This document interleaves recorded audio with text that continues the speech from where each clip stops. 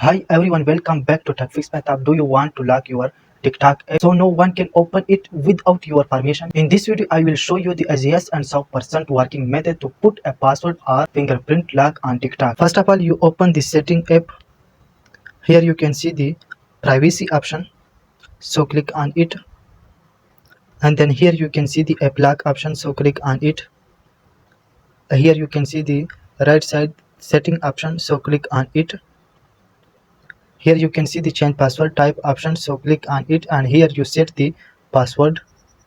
After password set, you click the back. Here you can see the back option, so here you select the TikTok enable. Okay, enable option, so click on enable option. So this is the method. Comment below should I make the next video on how to hide TikTok chats too, so that's how you can lock your TikTok app easily and keep it private. If this video helped you, do not forget to like, subscribe and share it with your friends.